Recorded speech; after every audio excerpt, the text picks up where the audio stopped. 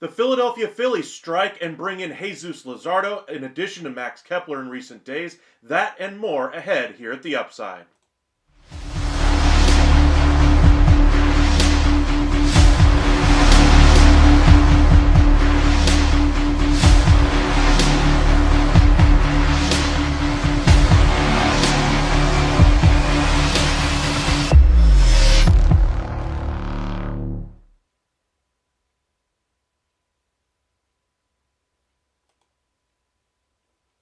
And welcome into the MLB Hot Stove Daily here at the Upside Sports Network. Appreciate you guys joining us on a Sunday afternoon. Hopefully you guys are having a good one out there. But we'll start with Philadelphia and what they're doing this offseason. They have bumped their payroll up to close to $300 million so far, and they're still not done looking to shake things up this offseason. They bring in Jesus Luzardo and a backup catcher who's going to probably start the season in the minor leagues in McIntosh in exchange for their number 4 prospect and another piece as well. Overall, I'm not sure what to make of this deal from a Philadelphia Phillies perspective. Sure, they have significant payroll constraints, and Dave Dombrowski, after the season, said they weren't necessarily willing to spend, weren't necessarily willing to come back to this, come back in 2025 with the same rosters, and they needed an upgrade over Taijuan Walker, who had a 7 ERA last year. I get all of that. Then we get the same headlines, right around now that Jesus Luzardo is going to cost him around $11 million. Max Kepler is going to cost him 10, and that's basically going to max him out as far as their big moves they're going to make. That's a far cry from a big shakeup that we were all expecting from Philadelphia. I'm sure they tried to move Castellanos. I'm sure they tried to move other pieces off of that roster to try to give them some financial flexibility. But the inability to do so has really hamstrung their options right now. And until they get the Castellanos deal off the books and another deal like Walker off the books, this is a team that could be stuck with the way it is for the next year, 2 years, maybe even 3 years so that they can reset their tax table. This could be the very beginning of the end for Philadelphia. Just as quickly as they get up to being one of the behemoths in the National League, they're right up there considered with the Dodgers and Mets as the favorites. I still think they're in that category. But now you look at the constraints that they have with that roster, and I don't love this trade for Luzardo. Luzardo had a 5 and change ERA last year, missed over half the season, only threw 12 games last year, did not look good, and he's not exactly been the most healthy, durable pitcher in the history of baseball. His performance is up and down. He's always shown A stuff, but he's never been really available. 1 year, pretty much over 120, 130 innings. Outside of that, it's all innings under 100 for a season, and that isn't exactly a great track record of success for Philadelphia. Now, granted, they're counting on Zach Wheeler to carry this rotation and Aaron Nola. If he comes in and is healthy and is at least better than Taijuan Walker, it's a win for them. But is it a trade that pushes them over the top? I would argue no. Does it have the potential to? Sure, but that's gambling on facts that are not in evidence. So what I mean by that is there's no track record to say Luzardo is going to be around to push you above what you were hoping to be. There's no track record that says well, Taijuan Walker was worse last year. He's not going to regret, or he's not going to get better to where he was for the majority of his entire career with what Jesus Luzardo just did last year.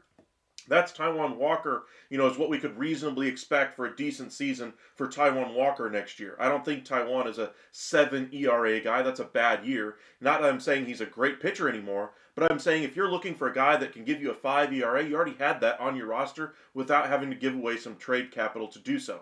Now, the trade for the Marlins, I get the reason why they did it. They had 1 year left on him. They had a short-term chance to really move on from him, and they tried to get a deal done with the Cubs.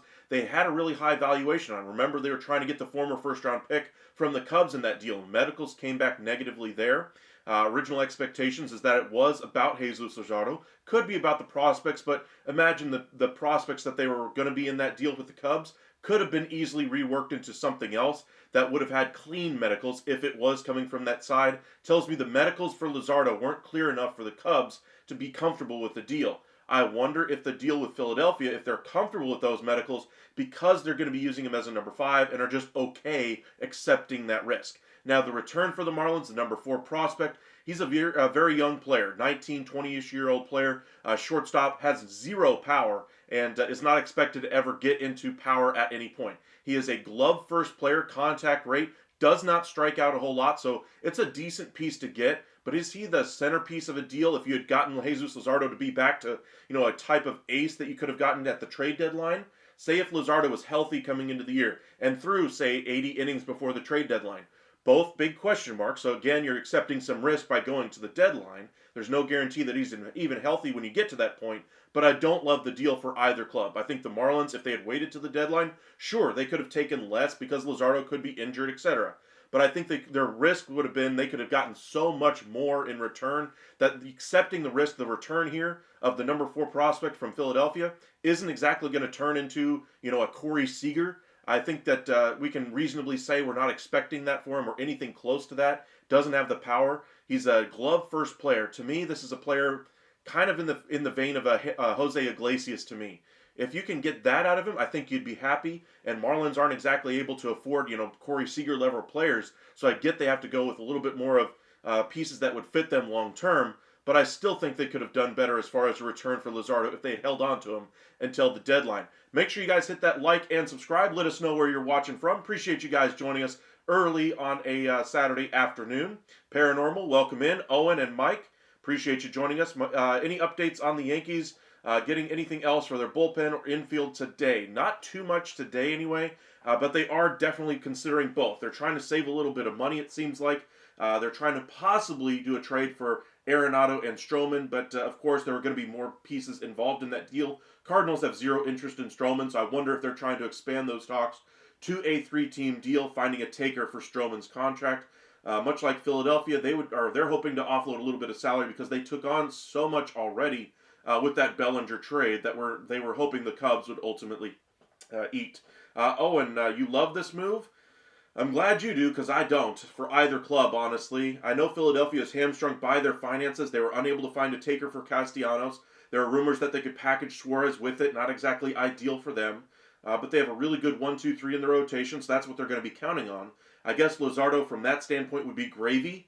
But I just think there's other opportunities that they could have gone out there for. For instance, Alec Bohm. I think there's a clear market for Alec Bohm in the marketplace. I think the Mariners had interest, but there wasn't really a trade partner there because the pieces didn't match up too well, other than the fact the Mariners want offense.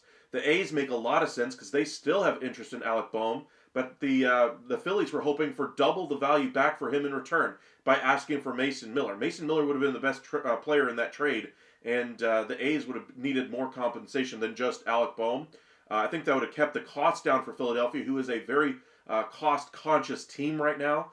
I mentioned I keep mentioning the tax figures for the Phillies and where their finances are at right now because I did a deep dive before I got into this live. That's kind of why it took me so long to get on here. I got kind of down a rabbit hole for about an hour and a half there, just digging into where their finances are and how much value they really have in those expiring deals. And not a whole lot is looking good for Philadelphia right now. They have a lot of long-term contracts on their books for years. They're not going to move Wheeler. They're not going to move Nola. They're not moving Harper. Schwarber's there for a little while longer. You got a 1-year deal that you just signed for Kepler as one of the expiring deals that you now have. Taijuan Walker, you're waiting till his deal runs out. Same thing with Castellanos. And neither one of those deals are especially valuable on the trade market. The one tradable piece that makes a little bit of money anyway is Alec Boehm, and you're willing to trade him as long as you get double the value back. So Philadelphia Phillies, if that's the way they're entering this offseason with that mindset, even though Dombrowski, I'm sure, wants to shake things up, you have to be willing to give to get. And it doesn't sound like Philadelphia is in that kind of mindset right now. They're trying to add around the peripherals of this team. Dombrowski has already said after the move of Luzardo that, hey, our big pieces are basically done. We might add a corner infielder, a backup infielder, maybe a reliever. Other than that, our shopping is done this offseason. Tells me we might not be getting the shakeup that we were all expecting. And looking at their books, I can now see why. I just don't see a way, unless they're willing to trade some of their upper-level prospects. Number 4 here was not one of their upper pieces. We're talking about Andrew Painter level prospects for the Phillies. I don't see the Phillies shaking this thing up enough to really make a difference. So they're going to be stuck with this team for the next couple of years. Hopefully Phillies fans are happy with it, because right now they basically exhausted all financial resources to get the team to where they want to go. And they're going to have to play above their potential now. It's time for that team to put it all together. They are a very talented ball club. That's why I still favor them as one of the 3 favorites in the NL to get to the World Series. But the Dodgers are still the behemoth. The Mets, I would say, are above them right now with the potential to get even higher if they bring back Alonso, add Manaea, another relief option. There's even rumors that Bregman's talking to them now. If they do something like that or any of those things, I'd say the Mets are clearly above them. And then the Phillies are kind of in competition with the Braves for, second place in that division. I still like where Philadelphia's at overall as far as a team. Like I said, still top 3 to me in the NL, but I just don't see a potential for growth from where they're at right now. They're going to have to play above their heads in order to make it to a World Series. They're going to have to beat a better team out there in the Dodgers. They're probably going to have to beat a better team in the Mets to get to a World Series. And I don't think there's much room for growth from the pieces that they currently have. You already know what you're getting out of Bryce Harper. You know what you're getting out of Zach Wheeler. Those are fantastic pieces. But the rest of the pieces on that roster, Nick Castellanos, he might have a little bit of improvement there. We're talking about a guy who played 162 games last year for them. I imagine the addition of Max Kepler takes a little bit of wear and tear off of his tires. His numbers were a little bit better as far as lowered the strikeout rate. Grounded into several double plays, though, last year. That's kind of been a trend the last 4 years for Castellanos. But I imagine the plan with Kepler is to get Castellanos off his feet a little bit so that hopefully his numbers rise a little bit. And the strikeout numbers, while I said they're down, they're still well above 100 and change now at this point. So we'll see if they can get any extra out of Castellanos, because I guess that's the one area you're hoping to improve, maybe out of that number 5 spot with the trade of Luzardo. But appreciate you guys joining us today. If you guys wouldn't mind helping us out, we're trying to reach 2,000 subscribers by the end of the year. We're less than 75 away at the moment. Really appreciate all you guys joining us over the last couple of weeks. We've gained almost 300 subscribers in just that short period of time. We're very close to reaching our goal, so if you wouldn't mind helping us out, we would greatly appreciate it. Please and thank you. Like the video, follow us over on X at UpsideSN, and on Facebook, Upside Sports Network as well. Mike, do you think Arenado is quote-unquote declining? I do. I don't think he's the same Arenado we saw with the Rockies or at the beginning of his tenure with the Cardinals. Defensive abilities, have declined a little bit. He's still above average to me at third base, but the writing is on the wall that we're seeing a player that's begun his decline, and how rapid that goes could really dictate, how the team that he's going to ultimately fares. For instance, I compared this offseason for the Yankees to their pursuit of Josh Donaldson over Carlos Correa a few years ago. To me, Bregman is this year's Carlos Correa. Arenado is this year's Donaldson. Arenado is a better version of Donaldson at that point in his career, while you don't have the injury red flags around Correa that you do, or around Bregman that you did with Correa. And so I think it's a better situation all the way around for the Yankees, no matter what choice they choose to go with. But we saw how the choice with Donaldson worked out. Not well. And while Arenado might be a good fit for you, it's a short-term fix for a long-term problem. You got multiple pitchers on that staff that are going to need a high-quality infield defense behind them. Maybe you go with a shorter-term option with Arenado to maintain financial flexibility if you're that worried about money. But I would rather go for the proven successful player in Bregman, who's going to continue to be successful for another 5-6 years of that deal. Arenado, we've already said, is starting to decline. If he starts to rapidly decline next year, it could get ugly fast. So we're already bringing in Goldschmidt. He's off of a down year. You're hoping for a resurrection, but you're basically giving him 1 year on that deal. Arenado has still got a couple years left on his deal. That's a lot of risk, a lot of age in that infield. I would go with Bregman. I think he'd be a better fit. I think he'd be a great fit in that lineup as far as an impact bat. That's the biggest reason why I think I'd be doing it, because you lose Juan Soto. You've done a nice job building out that offense, bringing in Bellinger and now Goldschmidt. But I need another impact bat. I don't need just another, we got a guy who's at least above average right now. How long does he remain so above average for Nolan Arenado? I would expect through the entirety of the deal. But I would say Bregman has a significantly higher ceiling and could really elevate that team and even carry that offense when Aaron Judge is injured or is unable to perform at the level we've come to expect of him. Say you have a slump from Aaron Judge, Alex Bregman could still carry a ball club for a period of time. Arenado might carry you for a night or two, but with all that being said, I still prefer Bregman over Arenado. I think the Yankees probably are leaning Arenado, and I think it's a little bit of a mistake. But so far, they've done a nice job of rebounding from losing Juan Soto. Can't argue with what they've done, but I would say that there is opportunity to have done better. And we'll see what they do. I still think they're probably one of the favorites in the American League to get to the World Series as currently constructed, even without Bregman or an Arenado at third base.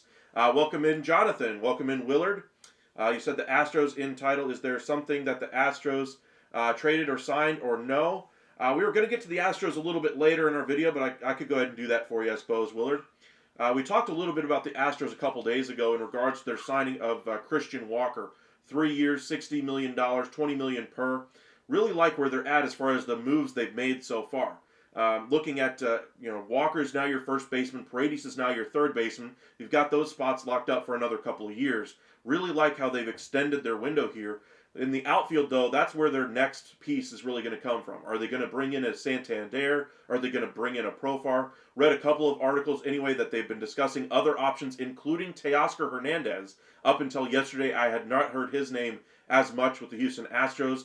But with the Dodgers taking a little bit more of a cautious approach with Teoscar, I wonder if Houston could jump in there. Now, I still think teams in the Northeast are going to be the favorites for Teoscar at this point. I think they're probably going to have to spend on a Santander if they want to bring him in, or if they want improvement in that outfield position.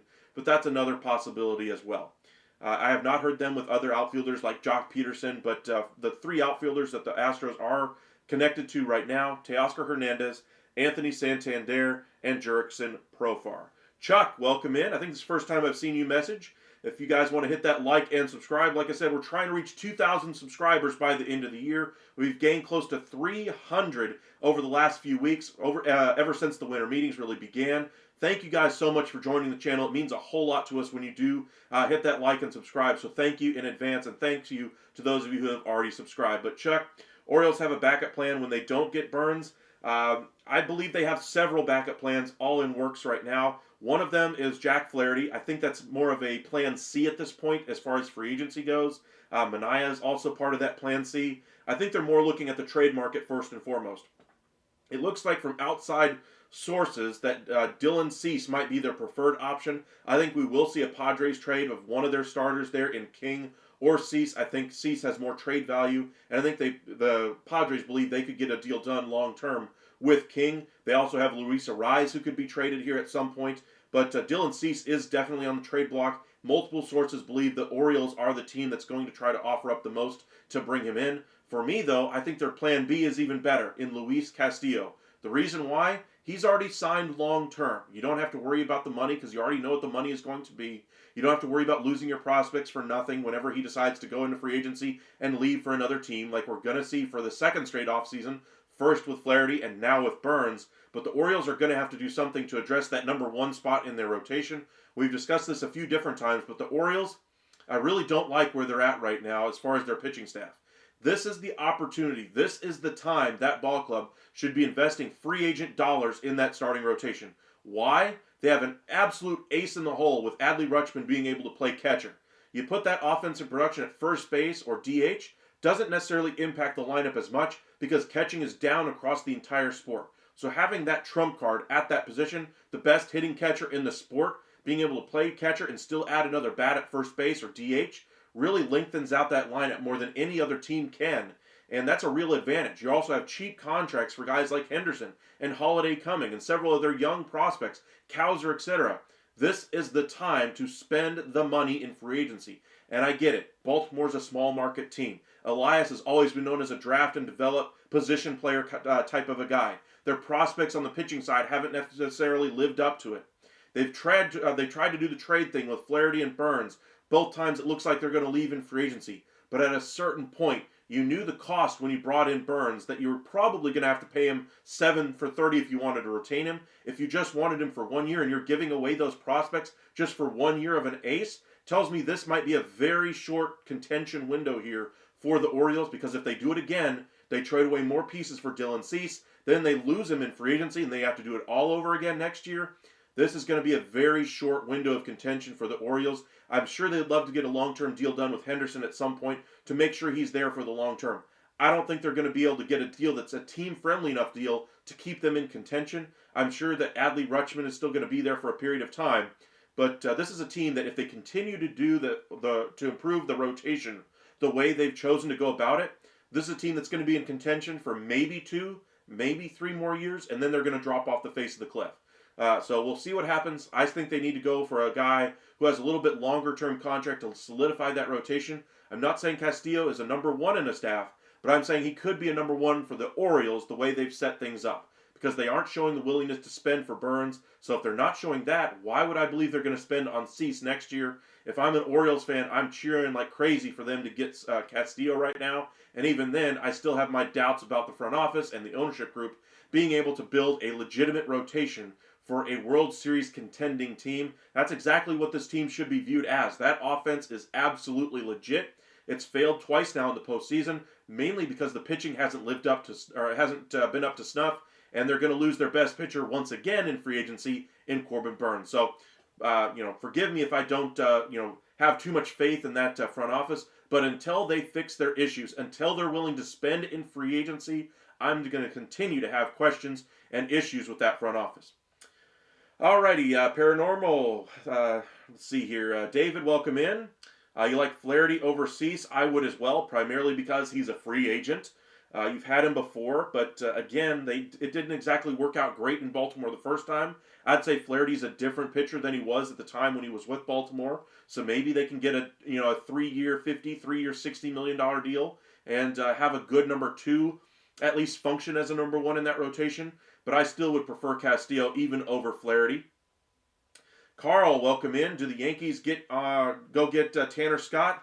They are in negotiations there. I've heard the Dodgers are probably the leader in the clubhouse there. Several teams are looking for relief pitchers. Tanner Scott is one of the most popular names on the market right now. I wouldn't be surprised if we get a deal done for him before Christmas. So, I wouldn't say hold your breath, but I would say something is probably more imminent than not. So, Dodgers, I'd still say, are the favorite. I'd say the Rangers at least kick the tires. I'd say the Yankees are probably second place right now because they're viewing him as more of a eighth inning guy. Dodgers, I think, are going to use him as either an 8th or a ninth inning guy, depending on how their bullpen shakes out. But I'd say the Yankees probably are going to get a guy very similar to Tanner Scott, if not Tanner Scott specifically. They're looking for an impact, 8th inning reliever, somebody they can use in addition to Luke Weaver, so that whenever they have to use Weaver for a Shohei Ohtani, Freddie Freeman, Mookie Betts portion of the lineup in say the 7th. They don't have a huge drop-off by whoever they bring in to be in that 8th inning role. So if they bring in a guy like Tanner Scott that really lengthens out that bullpen, really like the move they made by trading away Jose Trevino for Cruz, really high strikeout rates, and I think they're going to use him very similarly to how they'll use Mark Leiter. Probably bring him in for a batter or 2 to kind of end an inning, get out of a jam kind of a thing. And they're going to be kind of the firemen in that bullpen to get him out of a tough situation. Now, they're probably going to have bloated ERAs because when they're coming in, they're probably going to be coming on with multiple guys already on base, in a very difficult spot. And, that's going to be a very difficult job for them to do. But you need people who can strike the guy out at the plate, when you're in those tough situations. You can't allow a ground ball to get through the hole, 2 runners come around to score, and now a 4-3 ball game becomes 5-4, and you're behind. And a guy like Cruz who can strike the guy out, as opposed to having to rely on ground balls and defense behind him, a little bit more valuable to a team like the Chicago Cubs. They prioritized that at the deadline by bringing in Leiter. Now they prioritize it again by bringing in Cruz in the trade for Trevino. So I like what the Yankees have done so far. Appreciate you guys joining us. Got about 60 of you guys with us already. If you guys wouldn't mind hitting that like and subscribe, would go a long way to hitting our 2,000 subscriber goal by the end of the year. Let's go ahead and flip over to X and just see if anything is happening at the moment. I know you guys are probably watching some football while you guys are watching. Ricky Henderson did pass away yesterday at the age of 65. His loss will be felt by baseball all around. More about the Jesus Luzardo trade that I'm not a fan of on either side of that one. If you guys want to check out that commentary, you can check out the beginning of this video. Let's see here. Baseball America, Roki Sasaki sweepstakes could create chaos for MLB international signing market. You don't say. Sasaki's going to command the entirety of some team's international bonus pool. That's not in question. What is the question is what happens to all these other teams that miss on Sasaki? All these other guys that would have already had deals pretty much locked up when they get to January 15th, and we would see a bunch of signings, one after another, after another, after another. We're going to see a much delayed international signing pool period here. So it could be a very different international bonus pool period than we've ever seen. The last one we've seen anywhere close to this would probably be Shohei Ohtani, back when he agreed to go to the Angels. But Roki Sasaki is the piece this offseason that's going to come in and be, what, $5 million, $5.4 million? And he's going to come in and be a future ace of your staff. At least that's the expectation. That's why everybody's trying to bring him in, and every team thinks they have a legitimate shot because the money is not exorbitant for any team. Obviously, $5 million in today's baseball is absolutely nothing. Every team should be in there for Sasaki. But the interesting part is, there's still a huge class of international free agents that are going to be coming over, and you might have an idea that, hey, I want to go to the Dodgers, or hey, I want to go to the Yankees. Well, if Sasaki decides I want to go to the Dodgers, you ain't going to be able to sign there. And so your deal that you may have thought you already agreed to is no longer intact, and you're going to have to find another taker. And, some guys who might be at the top of the class might end up being left out in the wind or left out in the cold anyway, because there's nowhere for them to sign for the money they were hoping for.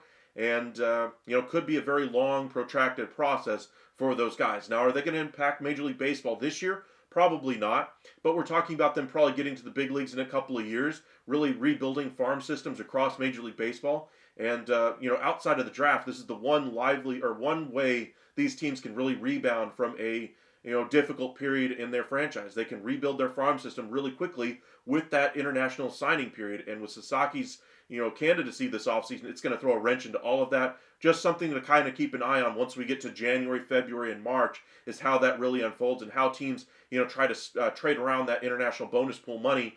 Say a team, brings in Roki Sasaki, but Sasaki says, hey, I want more money. I want you to try to acquire another $250,000 in slot money from another team by giving up a prospect so I can maximize a little bit more.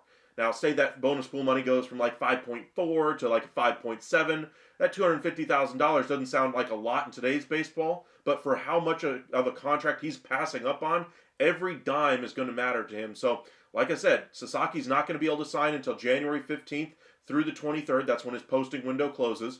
And he's going to have to make his decision in between there to maximize his own value this free agency, and I think it's going to happen. Welcome back, Lucas. Appreciate you joining us once again. Doing pretty great.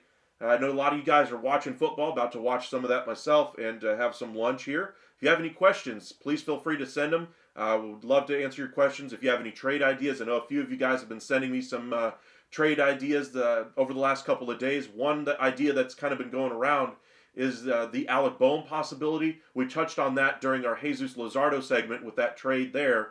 But with the financial situation the Phillies are in, even if they were to trade Alec Bohm, they would still need to offload more salary, in my opinion, to be able to bring in Alex Bregman. I don't think they would do it financially unless they were able to attach another big contract out. I'm sure they'd have to attach a big prospect in order to get rid of Castellanos or somebody of that ilk's contract, or a Taiwan Walker.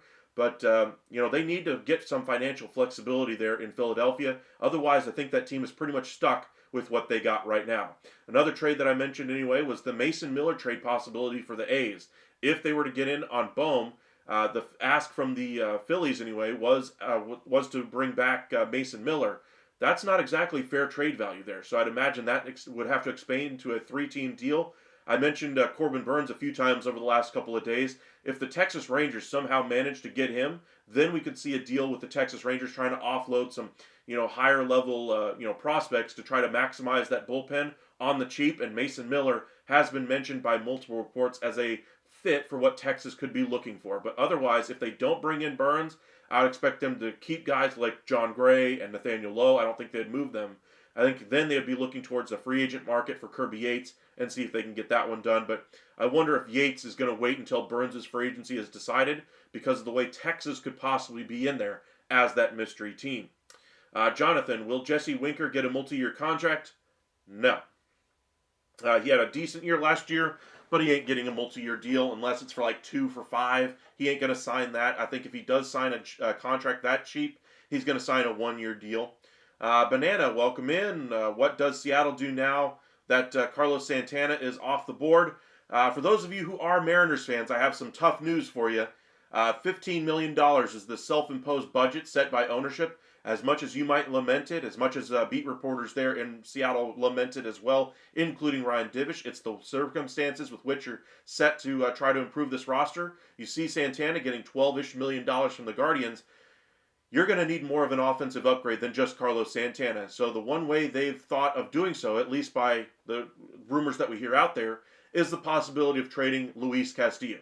You save roughly $20-ish million off your budget. That gives you $35 million of which to work with, plus the pieces that you're going to bring back in a Castillo trade. One team that's been mentioned is the Baltimore Orioles as a fit. Mountcastle could immediately come in and be an improvement for you at first base, but that would also free up some additional money for you to address things in free agency. Maybe you jump in there for Teoscar Hernandez again. I don't think it worked out great the first time he was there, but maybe they go back into that pond. Maybe they go after an Anthony Santander. Bottom line, Mariners need to improve their offense. They have the greatest rotation they've ever had in franchise history, and it's only going to last 1 year. So tough luck, Mariners fans. It looks like you're going to have to, dismantle that rotation to some degree in order to be able to bring in some free agents or trade possibilities that will improve your offense. If you don't improve that offense, I don't think there's a prayer you have, even with that prolific rotation, to win the division. Win a wild card, you might get close, but you need to improve that offense. And right now, the only way to really do that is by jettisoning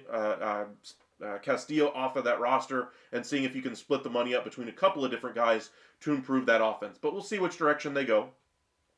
Lucas, anything new with the Texas Rangers, the greatest baseball franchise currently and of all time? Well, as a Ranger fan, I'd love to say that's the truth. But anyway, back to the Rangers part of it. Anything new? Still pretty much the same. They're in the market for a Kirby Yates or a top-end relief pitcher first and foremost. I'm sure they're still working on some other pieces in the background, possibly a Corbin Burns type of a signing or an Andrew Heaney return. Both of those are on the radar. Jock Peterson has been connected to the Rangers quite a bit as well. I've heard a couple other outfielders in connection with the Rangers, including Profar coming back to Texas. I would love that one more than I would Jock Peterson. I think Profar is a better, leadoff guy. They could put Semien down a little bit lower in the lineup, say in the 3, 4, 5 spots in there. That's where I would probably hit Semien. I think Simeon's going to have a better season this year, but I'd have him more in an RBI producing role. Langford, I think, is really going to take off this year, and I would really like to see him, be in that Adolis Garcia spot in the lineup. I think you have to move down Adolis in the lineup right now, but the Rangers are in a good spot this year financially. They're trying to stay beneath the tax. They're going to save a lot of money off of their cap or off of their salary sheet next year by Tyler Mahle going to free agency. Garcia's going to hit free agency, and a few other guys are going to hit free agency as well. They're going to have $30-ish million to work with next offseason, so they could make one big splash, sure, or they could go about it and add a first baseman, another outfielder, something like that next year. But I like where the Rangers are at and where they're heading. Welcome in, Michael. Appreciate you joining us once again. Yankees just need a third baseman, and it's a wrap. Trade for Arenado, and the Yankees have a B-plus offseason. I already told you guys, yesterday, I believe it's a win of an offseason already for the Yankees with what they've already done. I'm not saying it's an A-plus. I'm not even saying it's a B-plus right now. But to pivot from losing your second-best player in Juan Soto to a crosstown rival for the biggest contract in professional sports history, to then parlay that situation to bring in Max Fried on an 8-year deal under $30 million in average annual value. You make the trade for Devin Williams, 1 year left on his deal. You're unable to bring in Tucker, so you pivot and bring in Bellinger. You aren't able to get the Cubs to eat as much of the salary as you'd hope, but a little bit. But he still improves your lineup significantly, and he's a left-handed hitter. Then you bring in Paul Goldschmidt on a 1-year deal, giving you additional flexibility should you pursue Vlad Guerrero Jr. next year. You still have a hole at third base. You still have a hole in your 8th inning role as well. You're still trying to offload Stroman's salary to possibly save yourself a little bit of money. But overall, I'd say it's at least a solid B of an offseason right now for the Yankees, even if they just wrapped it up right now. I still think they're going to add a third baseman. I think their preference, at least from the outside looking in, looks like an Arenado trade with Stroman going out to a third team to offset some of the salary. But, we'll see what they choose to do. For me, I still would prefer Bregman, but Arenado seems to be the fit that they're going for. Welcome in, Brad. Appreciate you joining us. I think it's the first time I've seen you in our chat. If you guys are new here, hit that like and subscribe if you haven't already. We're getting very close to hitting our goal of 2,000 by the end of the year. So if you wouldn't mind helping us reach our goal, we've gained over 300 in just the last couple of weeks. So thank you guys for enjoying the coverage and having fun in our chat. Got about 70-ish of you guys with us right now. So thank you guys for joining us on a Sunday afternoon. Any Mets news? Mets brought in Griffin Canning. I think they're going to use him as a starter, at least as the plan, or at least give him a chance at being a starter. I hope they didn't promise him a role because, if they bring in Manaea and then they go out for another starting pitcher like Walker Buehler, I think Canning would be a great, spot starter if needed, a long reliever. If Senga goes down, you immediately plug in Canning. I like that what they've done so far, but I think Manaea is still the finishing piece for that rotation. I like the idea of Canning even being in that rotation if he earns the spot out of spring training. I just wouldn't promise him anything. Lucas, how much is Profar even looking for? I know he's looking for 3 years. The expectation on the market is that he was looking for somewhere in between $9 to $13 million. That's a pretty big range for a guy in Profar, but I think he's earned it. He had a great year with the Padres last year. He deserves to have some financial flexibility. The 3 years might be the difficult part for some teams, so maybe he takes a little bit higher average annual value and signs a 2-year deal. But if he signs a 3-year deal, I'd expect it to be a little bit lower, maybe in that $9 to $10 million range. 3 for 30 could be something we see. But Profar, as a player, I really like him both defensively, his versatility, and his bat has really come around, and his abilities as a leadoff hitter have really grown with in his time with the San Diego Padres. Michael Arenado would be a Yankee because he's close friends with Goldschmidt and said where Paul Schmidt signs, he would waive his no-trade clause. That doesn't surprise me, but will the Yankees get it done, or will they try to go a little bit bigger, bigger game hunting with Alex Bregman? For me, I compared this to the Donaldson-Correa situation a few years ago. This, to me, is a higher and a better situation for the Yankees, even if they chose the Donaldson option again. But I still would prefer Bregman because there is no injury risk. High-level player, clubhouse leader, impact to that lineup that can carry you on. He's an aircraft carrier in that lineup. When he's in there, say Aaron Judge is out for a month due to a hamstring pull, or he's in a month-long slump, Bregman could carry the offense, whereas Arenado probably could carry it for a couple of days. If you're expecting him to carry it for an entire month, I don't think that's in his repertoire anymore. And so I'd rather go for the higher ceiling player in Alex Bregman. Anthony, welcome in. Do you think the Phillies ripped off the Marlins for Jesus Luzardo even with his injuries? You think the Marlins could have gotten maybe another top 5 prospect? Honestly, I hated the trade for both sides, and it's not often I can say that. The reason why I don't like it for the Phillies is because you're taking a little bit of a risk here with Luzardo, and it's basically waving the white flag as to the other options that were on the table for them to improve this roster. Luzardo, I don't think you're going to get enough impact for what the options were on the table, and the piece that they gave up, I don't like in return for the Marlins. I don't think he's ever going to be a superstar. I don't think he's ever going to be an all-star. And, I think they could have gotten more in return if they had waited until the deadline. I think the Phillies took an unnecessary risk to bring in Luzardo. I get the need to try to have a better piece in place than Taijuan Walker, but I would argue the year that Luzardo just had is very possible for Taijuan Walker to get back to. I understand he had a 7 ERA last year. Ugly. He has a huge contract, but you're saying you're going to move him to a long relief role, spot starter role? We're talking about Taijuan Walker, who has had a better year several better years than Jesus Luzardo in his career, and is able to throw more innings. Luzardo has only thrown over 100 innings, I believe, once significantly. One time I think he got really close to it. He might have been at 99 or 101, but either way, I don't like the deal for Philadelphia or for the Marlins. I think that Philadelphia could have done other things, and I think the Marlins could have gotten more if they had waited until the deadline. So I don't like either side of this deal for them. I honestly would have held on to Luzardo, and I would have gone a different direction if I was the Phillies. All right, let's check in on a couple of these other comments with you guys. Michael, Yankees will be a playoff team next year, but they're not going to win the World Series. Sorry, they don't have a better roster than the Dodgers. right there with you. For me, I still think the Yankees have a pretty good roster for an American League team. I think the Rangers are right there. The Astros, the changes they've made are right there. Orioles, if they had kept Burns, would have been right there. But I think without Burns and until they bring in another starter, they're now a step below the Yankees to me. The Red Sox are a team on the up and come. I think they could be a contender this year, at least for a postseason spot, maybe not for a World Series. But the Yankees, to me, have really improved their lineup as far as the all-around talent. I still think they need one more impact bat. Their rotation is better. Their bullpen is going to be better. I think they're going to add one more piece to round out that staff. But overall, I really like where the Yankees are at. I do believe the Dodgers right now, on paper, should repeat as champions unless something else happens. Welcome in, Nick. Appreciate you joining us. I think it's the first time I've seen you in our chat. If you want to hit that like and subscribe, help us reach our 2,000 subscriber goal. I'd really appreciate that. Hey, you think the Reds will sign a right-handed power bat in the outfield? Let's hope. I do think they'll add somebody like that. There have been connections with Jesse Winker. There have been connections with a few others as well. But I think they're looking for a pitcher. They've been connected to Nick Pivetta over the last couple of weeks. I think they're looking to get some more innings out of that rotation. And they're looking for one more bat. So I'll agree with you there. John, welcome back. Will the Yankees get a third baseman? They will. That's why I still think it's a win of an offseason. They've still got more work to do, but I like what they've done so far. I think Bregman and Arenado are the most likely guys that are going to end up with New York at the moment. Lucas, 270, 24, 3.6 WAR, and 134 OPS. Give him 3 for 35 or whatever he wants. I'm guessing you're referring to Profar there. I think that's his numbers. 3 for 35. I think that's a very reasonable contract for Profar. But we're not too far removed from the year he had with the Rockies when he left for the Padres, or left from the Padres.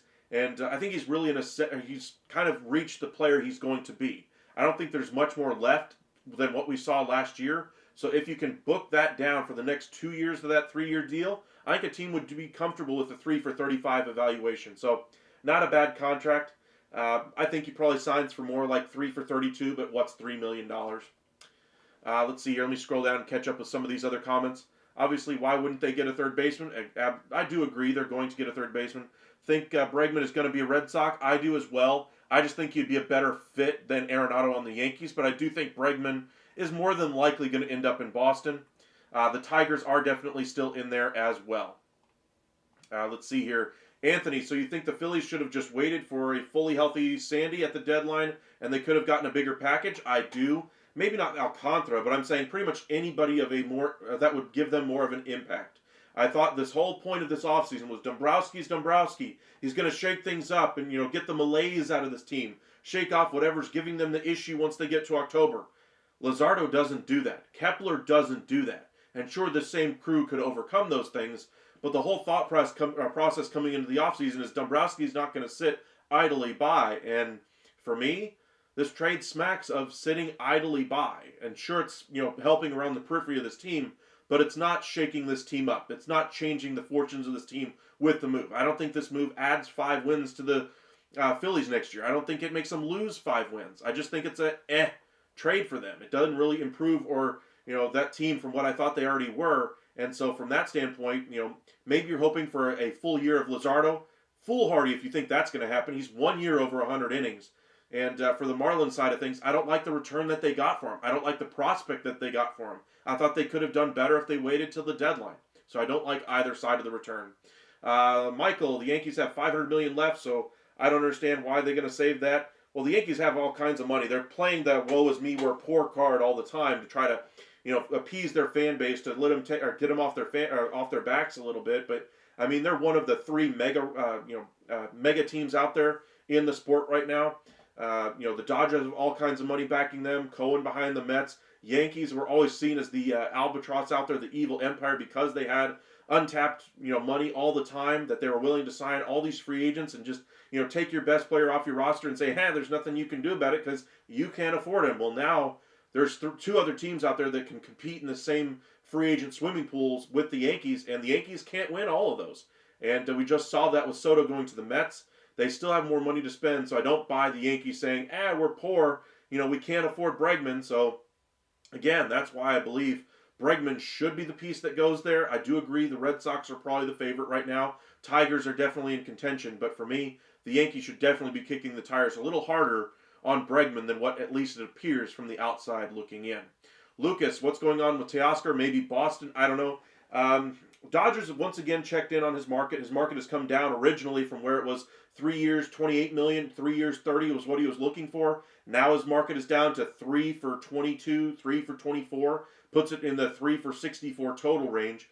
That would be reasonable for the Dodgers, but it sounds like even at that price, they're balking. It looks like he's going to end up in the Northeast. Sounds like possibly Toronto, Boston, New York has interest as well. But I would guess Boston or Toronto at this point. Maybe another team surprises us, but I would say he goes into the Northeast somewhere. Let's see here. Michael, we knew losing Soto was going to set the Yankees back a lot. True, but I think they've done a great job regrouping afterward. They have a $50 million average annual value. They have spent most of it. And, I mean, they're the Yankees. I get your point, Lucas, is that every team has finite resources, but the Yankees, I would say, have more of those finite resources than 27 of the other ball clubs. And their only real competition for most of the players that they're going to be competing for is the Dodgers and the Mets as well. Rangers competed with some of the the big teams out there for Seager and for Simeon and for DeGrom and won those battles, but they're not going to be in that swimming pool every year. The Dodgers, Mets are definitely going to be there with the Yankees year after year, so I think that's more of the point about them having the money to get a deal done like that. Thank you, Nick. I saw that. Thank you guys for subscribing. I noticed since we hopped on the air, we've gained quite a few subscribers. So thank you guys for liking and subscribing. If you enjoy the content and want to subscribe, we're trying to reach 2,000 by the end of the year. So if you guys wouldn't mind helping us out, we're getting very close to that number. We've gained almost 300 subscribers since our winter meetings coverage. So thank you guys for joining us and being a part of our fan base here. Nowhere else are you going to get baseball coverage like you're going to get it here. All the rumors, all the speculation, and some real conversation with fans just like yourself from other fan bases and see what, you might think, for instance, the Rangers, that Adolis Garcia is the greatest thing since sliced bread. But Shohei Ohtani exists. Aaron Judge exists. And you're going to, keep yourself a little bit more grounded in baseball and not be too, rose-colored glasses with all your expectations. So really appreciate all the likes, the subscribes, the people who follow us on X and like our Facebook posts when we put them out there as well. Thank you guys for joining us and being a part of our community. MLB Network doesn't give you the same coverage anymore. They got rid of all of their content shows. The only ones they got left are a variety show in the morning now that's no longer about information with High Heat and a highlight show in MLB Tonight. So this is the only place you have nowadays to really get this type of coverage. So we appreciate you hitting that like and subscribe and joining us here at The Upside. So if you're new here, hit that subscribe and help us on our way to 2,000. Alrighty, Michael. There's a rotation. Bullpen has improved, but their lineup is weaker. I'll agree with that, but I think overall their lineup is better from top to bottom. I'm not saying Soto, wouldn't have been a better piece overall, but I'm saying the lineup as a whole is better because they have more pieces that are going to be above major league, just the major league average. So I think they have more talent overall as far as more pieces that can contribute. Soto's 1 out of 9. Judge is 1 out of 9. And so, having that much invested in one guy can certainly take you over the top, one big swing, all that kind of thing.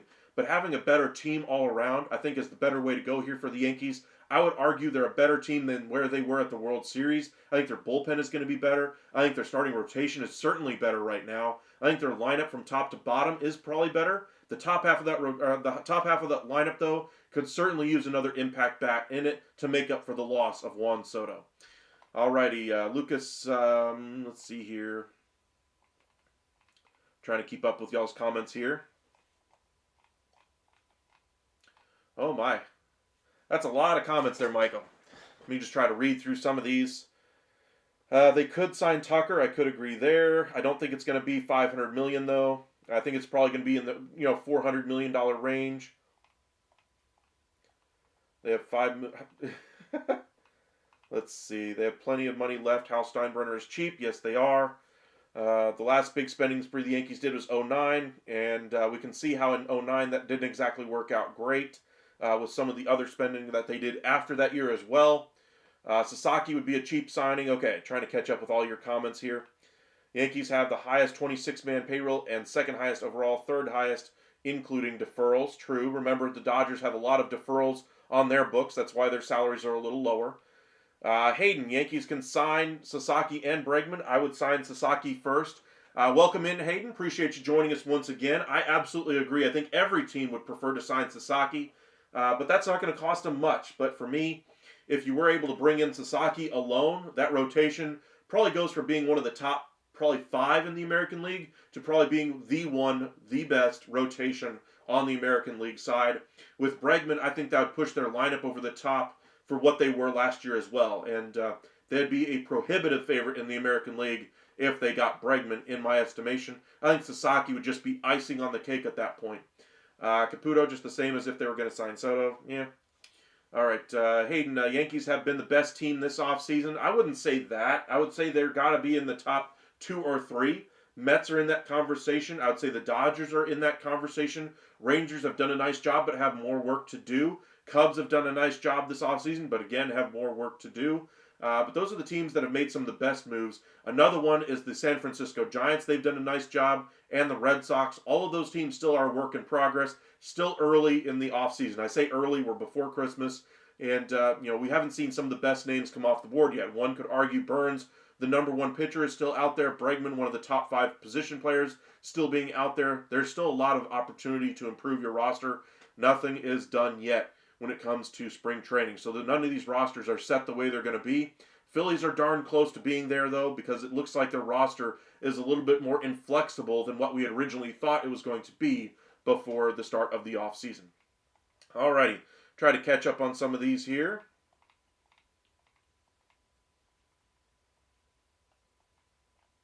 I like that comment there, Lucas. I really don't know why Yankees fans are pissed. Here we are, just happy we were signed. Pig name Nate, anyway.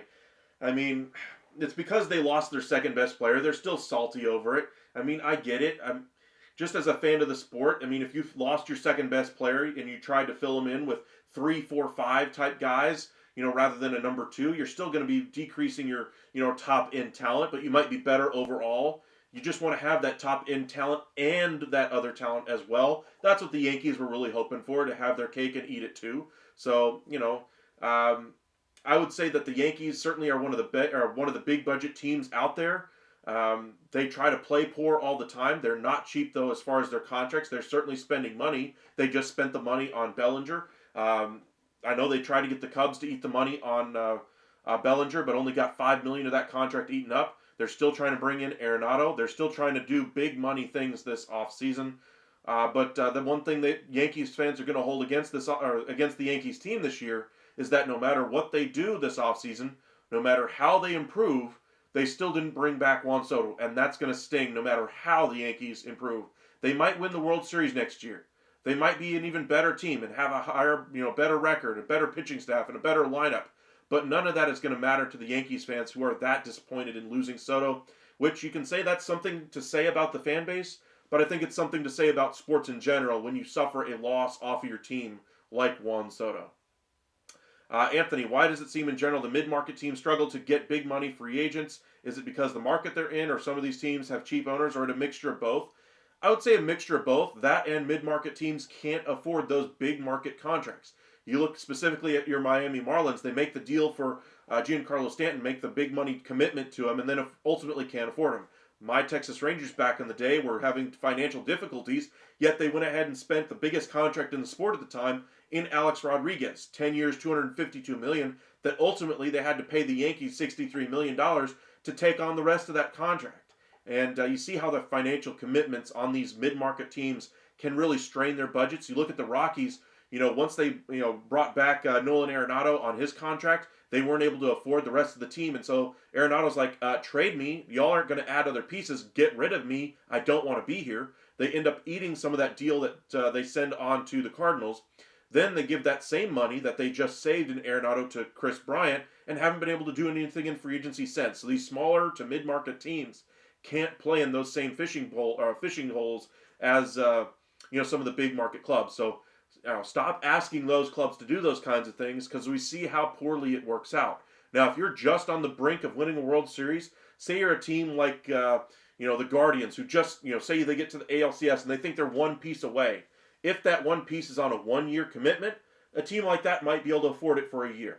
but they certainly aren't going to be able to afford it over 9, 10 years of that contract. They're going to be left with a very thin roster at that point, and they're a draft and develop team.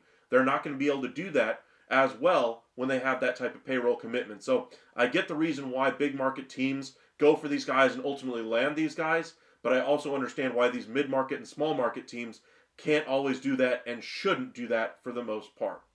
Hayden, they gave him $760. No team besides the Mets gave him that amount. Yankees were right there. The Mets, of course, got him done. There are teams out there. We saw the Dodgers just get Shohei Ohtani 10 years, $700 million with deferrals. There are some teams that can afford some big-time payrolls out there. The Phillies are close to $300 million already. That's why they're kind of maxed out at where they are financially. But there is a lot of money in the game right now. About to cross the 100 viewer threshold right now. So if you guys are new here, hit that like and subscribe if you haven't already. Trying to reach 2,000 by the end of the year. Let's see how close we can get today. We've gained almost 300 in just the last couple of weeks. So thank you guys for joining us and hitting that like and subscribe. Follow us on X at UpsideSN and on Facebook, Upside Sports Network. Let's try to catch up on some of these comments. Yankees should have kept Soto plus did all this. They could have done that. D-Rod, good afternoon. Absolutely, welcome back. Judge, Soto, Stanton better than Judge, Bellinger, Stanton. No argument there, but I'd say they're a better team beyond that. Judge, Bellinger, Stanton, Goldschmidt, Arenado is better than Judge, Soto, Stanton, blank, blank. And, I think that's my point is what I'm making is the Yankees have done a nice job increasing the overall talent around Aaron Judge while not necessarily having a 1A, 1B with Soto at the top. So I guess that's my bigger question there. Yankees got better, but the AL overall is weaker now also. I would agree the NL looks very strong. You have three behemoths out there with the Dodgers, Mets, and Phillies. I would say the Braves and Padres in the next group, followed by the Diamondbacks and maybe the Brewers, Cubs, and Giants after that. On the American League side, I would say the Yankees, Orioles, Red Sox are kind of all in that similar class right now. Some teams could move up. Some teams could move down depending on how the rest of the offseason goes. In the NL Central, I think it's the Guardians to lose, with the Tigers and Royals certainly improving. And then the AL West, I think it's the Astros and Rangers really competing at the top of that division, with the Mariners, waiting in the wings, because until they add to that offense, I just don't believe they're going to be able to win a playoff spot. And so until they do that, I'm going to keep them out of the playoff picture for now. All right. I'll try to catch up on some of these other comments. Got so many. We might not be able to catch all of these, but I'll try to catch all of them. Chris Young walks in with Corbin Burns and Roki Sasaki. It would be unbelievable if that were to happen, Lucas. Absolutely would agree with you there. You don't buy a business to put monies into it, and the purpose of business is to increase personal wealth. True. Baseball is a business. You're hoping to improve the team, but a team like the Mets isn't exactly looking to churn a profit right now, while the Yankees aren't necessarily looking to do that either, but they're looking to it more a little bit sooner than a guy like Steve Cohen is. Cohen is a fan of the team first and foremost, and then became the owner and is letting his money, be run by how his fandom wants his team to win, and he's willing to operate in a negative and a loss in order to get it done. Other teams cannot say the same thing. Now, it might help their overall value of a franchise in the long run, which is a business consideration, which would make that business more valuable when it comes time to sell them or to have, all kinds of different business deals affiliated with it. So it's an investment in the future of that business. So in that sense, I can kind of see your point there. Let's see here. Who's Big Nate? Nate Evaldi. Retired. Welcome in. Welcome in. You're just flooding the chat. Doesn't mean just means. Okay, hold on. They're retired. Steven, welcome in. I think Soto was their best player. Judge didn't do anything when it mattered, so Soto was very clutch. Judge was still their best player. I think Soto was right there with him. Like I said, 1A, 1B. If Soto wasn't going, Judge could carry the offense. If Judge wasn't going, Soto could carry the offense. When Judge isn't going right now, I would say they're the guy that would be the next up mentality there. Somebody who's going to push them over the top. They don't have that guy that they can turn to in that lineup currently. And so by bringing in Bregman, that's my argument for Bregman. They would have that guy that they could turn to and say, hey, Judge is out for a month. Our offense is going to go into the tank unless you carry us. Bregman has the ability to do so. Arenado can do it for a couple of days. Chuck, does the team that signed Sasaki damage their international reputation with young international players because of the players' agreements they back out of? If they agreed to the deal, Yes, but if they didn't and said, hey, this is all contingent upon Sasaki, then I don't think it will. I think brands really matter when it comes to international free agency. That's why you see the Dodgers and Yankees scoop up all the top level guys, first and foremost. A team might invest more money in one of the top level guys out there in international free agency. But other than that, it's usually the slower level guys that ultimately go to those clubs, and then they really capitalize on those cheaper contracts. So while it might hurt them in the short term, I think overall brands matter more than anything else. And I think even if they were to back out of a deal, if they already had agreed to it, which I don't think they would have done, but I'm sure there's a few deals that are already, pretty much ready to go, just waiting for the signature from the two parties. But I think all the players out there, all the teams know that it's all pending what happens with Sasaki there. When do you think Alex Bregman rumors might pick up again? After Christmas. David, I'd rather have Soto for the regular season, but having a deeper lineup without Soto would probably bode well for the playoffs, where one or two big hits can win you a game. True. I do like that one. All right, come on now, retired. Let's slow down there. If you wouldn't mind, I get it. Yankees fans are hurt about losing Soto. I mean, it's all about how you believe in building your team. Do you believe like the Miami Heat, for instance, in basketball? You build up around 3 stars and then a bunch of vet minimum guys around it. In football, do you build up around one or two top level players in addition to your quarterback, and then villain guys with vet min deals and rookies around it? Or do you go and say, hey, we'll sign this cornerback and this guy who are not necessarily the best guy out there, but they're a $10 million player. They can be a player that can be a difference maker for us and still be a good team. Same thing in baseball here. Do you believe that you should have a really good 1-2 in your starting rotation, spend $40+ million on both guys, and then vet minimum deals and rookies in your 3-4-5 in your rotation, and just go for broke once you get to the postseason? Or do you believe that having a better team from 1 to 25, 1 to 26 is the best way to go? It's all in how you choose to build your team. And I get why Yankees fans want to hold on to Soto, because he was that level of player. They gave up a lot to get him. They're not going to get much in return for him because of the compensation, etc. But, just look at where they are at. The Yankees are a team that's trying to compete and win a World Series right now. And one would argue their second best player just jettisoned from the team, and they haven't found a player of his caliber to fill that hole. Instead, they're bringing in 3, 4, 5 players to fill that hole instead. So I get the point for both sides. Why the Yankee fans are hurting from losing Juan Soto. It sucks, and you got to feel for him. It'd be no different than if the Rangers, they lose, Corey Seager, or they have Corey Seager as their best player. Say they lose Marcus Semien, that would really suck. If it would be the Mets, if they would lose, Pete Alonso in free agency, or if Kodai Senga would end up leaving. Or a team like the Dodgers, Shohei Ohtani's there, but it would be like losing Mookie Betts. All those losses certainly would sting to different fan bases. The Yankees are just the team that lost their second best player, and that's where they're at right now. So I can kind of see both sides of the argument. But to me, it's all about how you build the team, and I like how the Yankees are pivoting after losing Soto. So while the Yankees fans might be hurt about losing Soto, I would argue that their team overall is better after losing him. The choices that they have made afterward. Let's see here. To be honest, the Rangers played their cards right in a pretty big market. The DFW is the 4th biggest metropolitan area in the U.S., and they don't share it with any other team.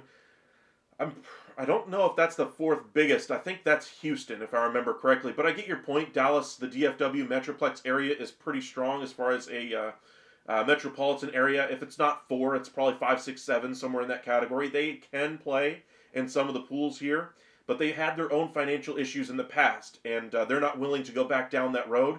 Now, sure, they've changed ownership probably 3 times since bankruptcy had to really be gone through, and Ray Davis looks like a really good owner for Texas, but he's not wanting to revert back to the ways the Rangers were acting, back when they're having those money issues, investing in silly contracts for Alex Rodriguez, those kinds of things. Now, the short-term deal, I say short-term, DeGrom is signed for 5 years less than what A-Rod signed to. Seager was the big contract, but you knew he was going to be productive for the majority of it. You knew if he didn't stick at shortstop, they'd be going over to third. And Seager's already outlived what people thought he would at shortstop, so he's already beat the projections there. So I get your point there. Nick, Reds local news saying they could sign Teoscar Hernandez or Santander 3 for $20 million per, but they want 5. That's not a bad option there. If I'm the Reds, I would think Teoscar would make more sense at that number. 3 for 64, 3 for 70. I think Santander probably signs a 5-year deal, most likely with the Blue Jays or Astros. I don't think that they're going to go that far. Alrighty, let's settle it down, Michael and Retired, trying to catch up on these comments. Let me go ahead and just scroll down to the bottom, catch up through these. If our moderator wouldn't mind just kind of timing out those two. I appreciate you guys chatting and being so, having so much, conversation back and forth. But let's kind of keep it chill in here so we don't have to ruin the chat for everybody else.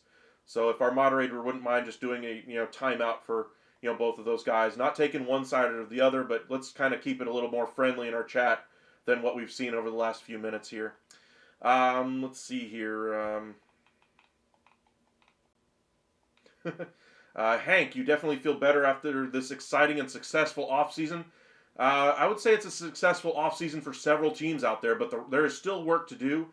I know you're a Rangers fan, or at least Texas Liberty Rangers anyway, and the Yankees having a successful offseason as well, but there's still more work to do for both the Yankees, for the Rangers, for the Cubs. There's still more work to get done. Rangers specifically are looking at bullpen help. Yankees looking at a third baseman. There's still work to get done. Bill, Mets have no pitching. Welcome in. I think it's the first time I've seen you in here. If you guys wouldn't mind hitting that like and subscribe, I'd really appreciate it. Thank you guys for joining us today and helping us get on our quest to 2,000 subscribers. But the Mets do have some pitching out there. I would say, they still have more work to do. Bringing in Manaea would help them out. They don't necessarily have a DeGrom at the top of their rotation anymore. They're hoping Senga is that, but injuries really kind of caught up with him last year. I'm guessing they're going to go with a 6-man rotation to keep that rotation a little bit healthier, is at least the thought process there. But I'd say the Mets have some good pitching, but they need to continue to finish it off and finish off the rest of it with Pete Alonso coming back as a first baseman. Let's see here, kind of catch up on some of these other comments. David, if you see a flying saucer over Yankee Stadium, it means a Martian has landed. Dominguez is going to be a good get for them this offseason, mainly because having in the lineup every day is really going to help, especially from a salary standpoint. He's, still pre-arbitration right now. Having guys come in that are high dollar like Bellinger, having guys that can play on a rookie minimum deal is exactly what the Yankees are hoping for at certain spots. But the fan base usually wants a bigger name at certain spots as well. For instance, they're not expecting a rookie to come up and play third base for them and just kind of take over the spot. They want bigger names out there like Bregman or Arenado to be their third baseman.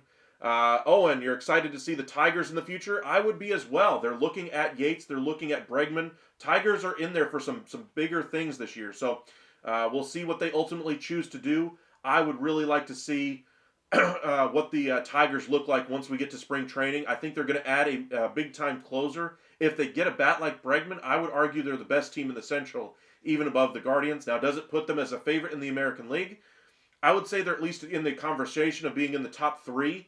But, I'd still probably have the Yankees right there at the top. Let's see here. Seeger and the Creed band, it was a great time. Creed is my favorite band, so it was incredible seeing my favorite team play a lot of the Creed music as well. Better sign Ha-Sung Kim? Maybe. I do like Kim as a free agent, but he's more of a glove-first player. Lost AJs, welcome back. Do you think the Mets are settling with a trade, or setting up a trade for Vientos to Seattle? I don't think so.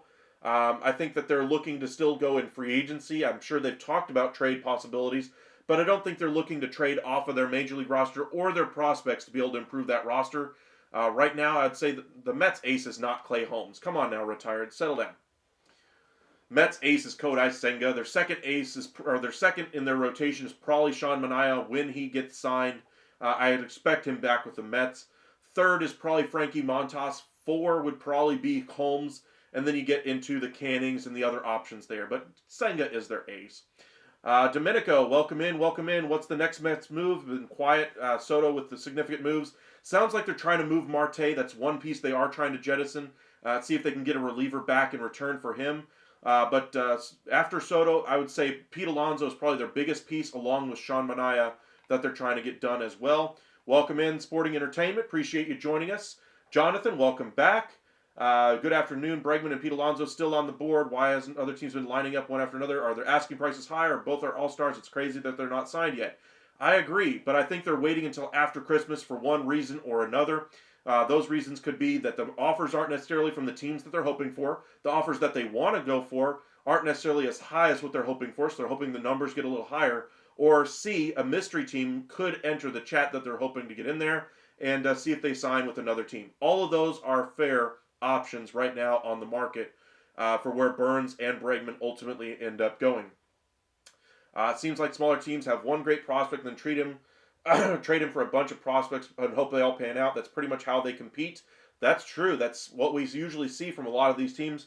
Sometimes we'll see teams like the Guardians take it all the way till their final year of control, like Naylor, and trade him to the Diamondbacks, get what they can, long-term assets for him, and then sign a guy in free agency to fill the hole that costs them very similar financially. That's one way they like to do it. So, they trade, guys with lots of control. For instance, Mason Miller could be the guy that has lots of control left that they trade to bring in an Alex Bowman, maybe a starting pitcher, and keep the line moving out there as well. D-Mac, welcome in. I think it's the first time I've seen you today. If you guys are new here, hit that like and subscribe if you haven't already. Trying to hit 2,000 by the end of the year, so if you wouldn't mind helping us out, we'd greatly appreciate it. Mets are talking to Buehler. They are talking to Manaea as well. Buehler, I think, has a lot of options out there, though. My estimation is he goes to the Cubs. They wanted to improve run suppression. I do agree there. My sense of humor about Clay Holmes. I got you. But it's Senga. Let's kind of settle down and be a little bit more friendly is my point. Domenico, I want the Cubs to sign Tanner Scott and Yates and build a shutdown bullpen. I have not heard either one of those guys outside of Scott to the Mets, mainly because they would use him as an eighth inning guy. I have heard David Robertson as a possibility for the Mets in that same role. But I like the idea there of going not just 1, 2, but 3 closers at the back end of your pen and make a dominant 7th, 8th, and 9th inning. We saw that several years ago with the Yankees when they had Aroldis Chapman, Miller, and I can't remember who the third guy was, but they built up a lethal bullpen. Maybe it was Robertson who was originally part of that group, but we haven't seen a bullpen really be built out like that in a few years now. Maybe a team will go out there and do it once again, but I'm not sure the Mets do it this offseason. I think they're looking at other things than the bullpen right now to invest their money right now. So we'll see. Hayden, as a Yankee fan, I'm not mad at losing Soto. I would rather fill in the holes our team has, which are doing than just sign one player. I agree. There's different ways of building a ball club. There's the spend all your money on the big guy versus spread it out between several different options and raise your overall floor as a team.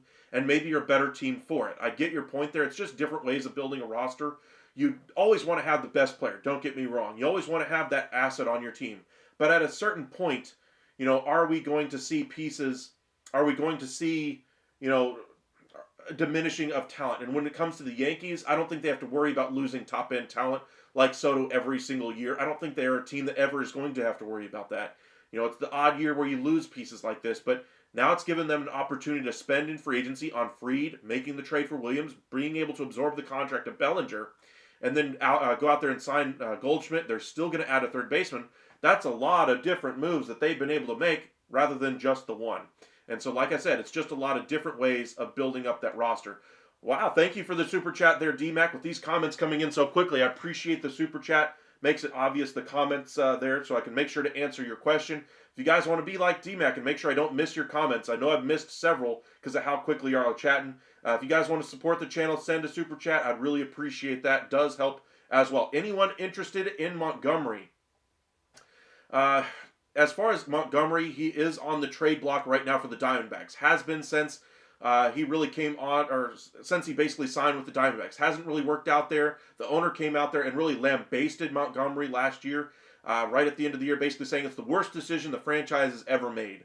And I still think right now the Diamondbacks are inclined to hold on to him because they're not going to get a presentable offer back in return for him. Now, if they're willing to eat, say, $10 million of that contract for Montgomery, or $10 to $15 million, I think they could get a nice piece back.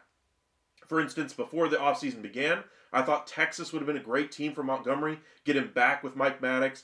Get him settled in the offseason. Don't sign him late in free agency. You get him before you get into spring training. Allow him to have a normal offseason.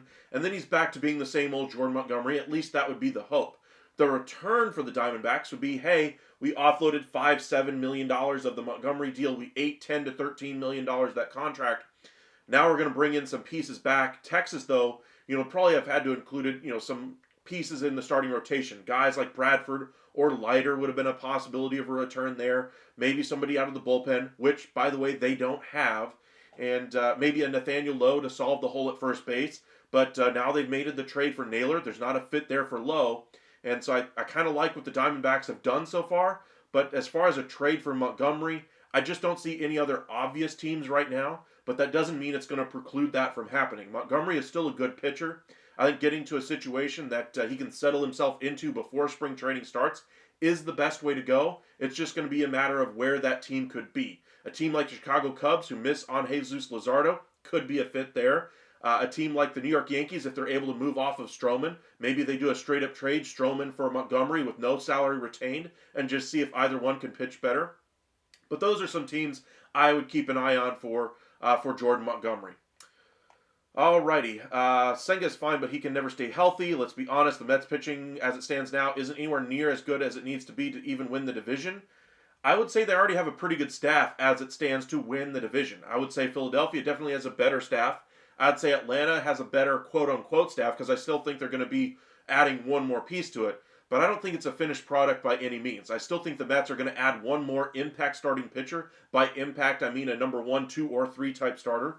Senga is at the top, a great pitcher when he's healthy, but going with a 6-man rotation I think is what they're going to go with. Now, they're going to be more of an offense-led team, whereas the Yankees are going to be more led by their pitching staff, and that's where the differences really come in. Soto, Lindor, possibly bringing back Alonso, McNeil, Nimmo. I can't remember the catcher anyway. Francisco Alvarez is his name. They're going to be an offense-first team, and so while that pitching staff might not be up to snuff with the Dodgers or Phillies or Yankees, I still think they're good enough to at least keep them in it when they get to October. And, I still think they'll probably add another piece at the deadline if they notice some more deficiencies in that starting staff. But I wouldn't say they're a terrible rotation as currently constructed. They've done a really great job over the last couple of years doing more with less. You look at what they had in years past, it was Luis Severino and Jose Quintana, guys who were not valued on the open market, who thought their careers were on the backside. They were not expected to do well. They turn around those guys' careers. Those guys do well in free agency. And now they bring in Frankie Montas and are going to try to do the same and bring back Sean Manaea. Sean Manaea looked like he found a new gear last year. So we'll see, what the Mets ultimately do with the rest of that rotation. Hayden, I feel like the Yankees are building a really good bullpen. I do as well. I love the addition of Williams. They still have Weaver. The additions of Cruz as well helps them. Bringing in Leiter. I still think they're one more piece away from having a dynamic bullpen. Domenico, Yankees fans are in denial. Fried and Bellinger equal Soto in money annually. Would you rather have, who would I rather have? No-brainer Soto? I wouldn't go that far. I would say that for the money that's being committed long-term to Soto, it might equal the money that's, could be there for Fried and Bellinger. But Bellinger's only got, 2 years left on his deal? That's, $60 million? Fried's making $200. That's $200 and what? $280 million versus $760. Now, sure, you're talking about an average annual value basis there. If you're talking about it that way, I suppose you could talk about Soto, but we're talking about Fried and Bellinger this year.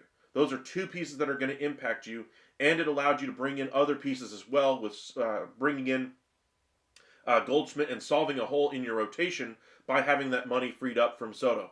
So it's just different ways in building your roster up. Do you go the mini players route by bringing in Fried, Bellinger, Goldschmidt, etc., or do you go the one player route, Soto with vet minimums left after that? Would you have kept Nestor Cortez? Would you have kept, brought back Anthony Rizzo as your first baseman, on a 1-year deal? Would you have brought in Jorge Polanco as your third baseman? Those things are all on the table when you bring in Juan Soto. When you spend the money instead on Bellinger and split it up there and go for Fried, different way of building, and allows that team overall to be better 1 through 9 rather than just be better in that 2 and 3 spot in the lineup with Judge and Soto, and that's it. It's just different ways of building a ball club. Neither one is right, neither one is wrong. It's just different ways, and which way works is what you find out on the field. Alrighty, let's kind of scroll down here a little bit. Arenado to the Dodgers, possibly, but I think the Dodgers are looking other ways. Welcome in MP.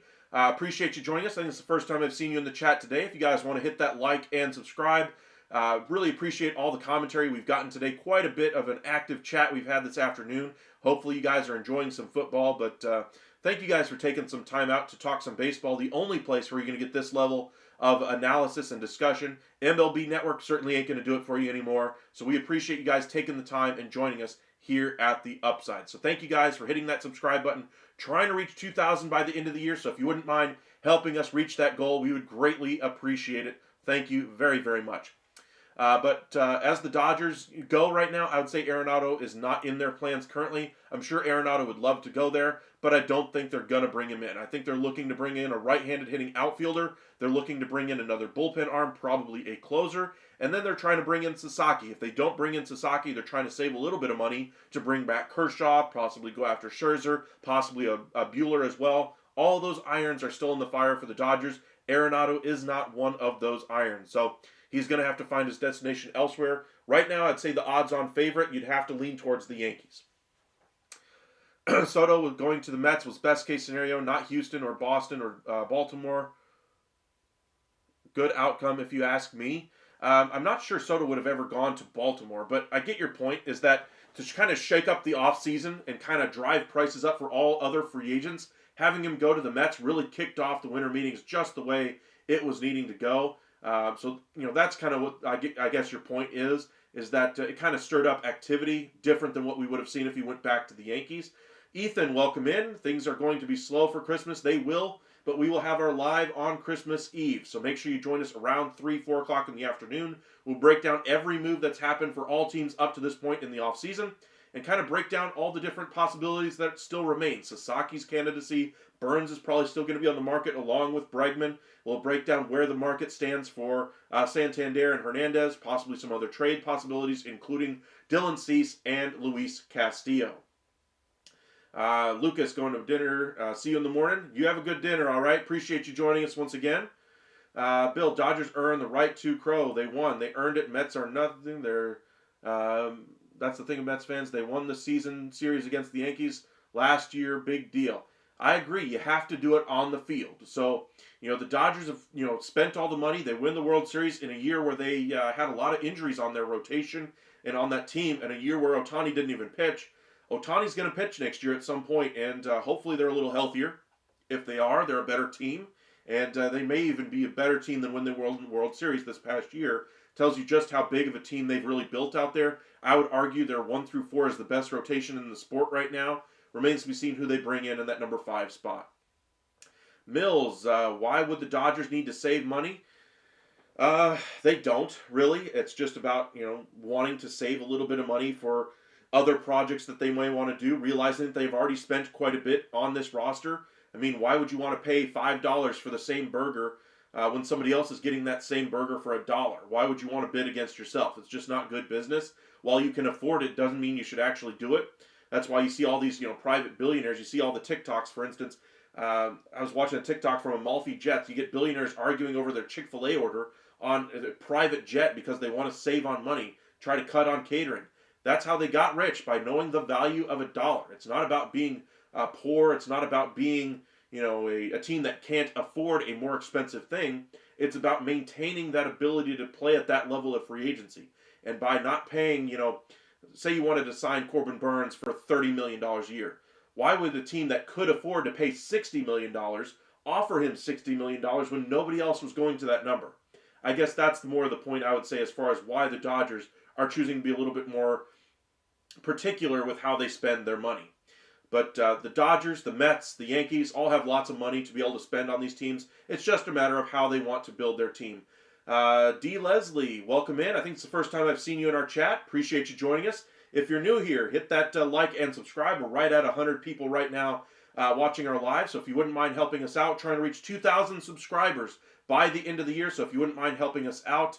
But your question there, what team you think can end up with Murakami? Ooh, I think it's still a year too early for him. I think we're looking, he's going to be coming over next year. Pretty much the big market teams like you would expect, Dodgers, Yankees, Mets. But West Coast teams still, Padres, Giants make some sense.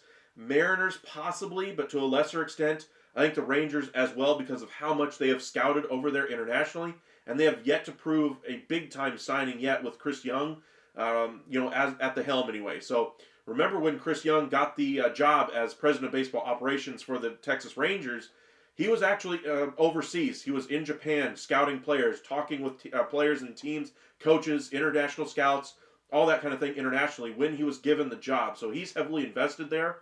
It's just a matter of who he wants to ultimately go after. And so maybe it's Sasaki, maybe it's Murakami, maybe it's somebody else. But I do believe it will be someone that they bring over internationally. Could be Murakami, but we shall see. If I had to pick a team right now, I would lean towards more one of the New York teams. I think there's going to be a home there, whichever way he goes. D-Mac, we all know the Dodgers were better last year. New York fans still need to snipe among themselves. I mean, Dodgers were the better team. They won it on the field, and you're still talking about the best team on paper in the Dodgers right now. But they still have a right to try to compete and better themselves. Yankees, I would argue, a better team than where they were last year. Mets were a better team than where they were last year, as long as they bring back Manaea and Alonso. But I would say baseball as a whole has a couple of top-loaded teams right now that have kind of taken over on the National League side. American League is a little bit more wide open, so going to be a little bit more competitive over there on the American League side. Ethan, we would hit 55-60 homers with Yanks. With Murakami, I guess is what you're saying. I agree. I think he would hit that threshold, or at least get close to it. I think he would definitely clear 40. But I think the Yankees would be a perfect fit for Murakami. Alrighty, we're going to go ahead and start winding down here. We'll be back live this evening. So let me just update our page here and see if anything else is happening at the moment. Little as a trade candidate. Minor league deal, Austin Adams. Ricky Henderson. They have now updated his plaque to the in memoriam.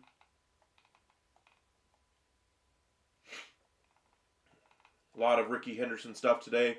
And then, of course, the deal off the top, just to kind of wrap up the move that we actually saw today. Jesus Luzardo goes to the Philadelphia Phillies, along with McIntosh, a minor league catcher, a backup option there, a depth catcher for them. Good option for them because Phillies are going to need some depth because they can't afford to spend any more in free agency. They bring in Kepler, but I don't like the deal for Philadelphia because I think there's better options out there than what they chose to do here with Luzardo. We came into the offseason expecting the Phillies to really shake up their roster. Castellanos was mentioned, Suarez, Bohm. Ultimately, they had a huge price on Bohm, and the A's were right to decline that one, asking double the value of what he's worth on the open market. And they declined the offer for Mason Miller going back the other way. But as for the trade itself, I don't like it either for the Marlins. I mean, the return that they got, 2 prospects, I think they could have gotten more than just those 2 prospects if they had waited and showed he was healthy by the trade deadline. Luzardo's never thrown over 100 innings except for like once in his career. Again, another reason why I don't like the deal for the Phillies. They have Taijuan Walker. I get it. He was terrible last year. Terrible. But I don't think that's a representative season for what Taijuan Walker is at this point. I think he's probably more of a 5.5 ERA guy than what he did last year. Still not a great number, but I think that's what we just saw from Jesus Luzardo in an injury-shortened year, in a year where he wasn't exactly great, which is what, again, I believe Jesus Luzardo is going to be. Now, he has that ceiling of being an ace on a staff, but he's never been able to live up to it. He's never been healthy for more than 100 innings for a year for more than one time, which is, again, why I don't like the Phillies the Phillies end of this one. For the Marlins, the return of the number 4 prospect, he's never going to be a superstar. He's never going to be a great home run hitter, never going to develop that power. And the piece that they're getting back is a glove-first player who may be an adequate hitter at times. That's not exactly somebody who's going to be a major league regular. It sounds to me like a defensive replacement, a backup infielder, utility guy at the major league level at best. And while that's what Luzardo's price is right now, a number 4 guy, remember they're asking the Cubs for one of their first-round picks from a year ago. They just traded Cam Smith. They're going to trade the other one in that deal for Luzardo. They don't get him done because there was issues in the medicals for Luzardo. Another reason why I don't like it for Philadelphia is those medicals. But the Marlins could have gotten so much more if they were able to, 1, show he was healthy, overcome the medical issues that came up with the Cubs, and then they'd be able to get a really nice return after, once we get into the regular season, once we get closer to the trade deadline, as long as he's healthy. Granted, that's a big caveat, but I don't like the return they got anyway, so why were they pressured into making this move? So Appreciate you guys joining us today. A lot of activity expected to come after we pass Christmas, but hopefully teams try to lock up a few more bullpen arms before we get there tomorrow.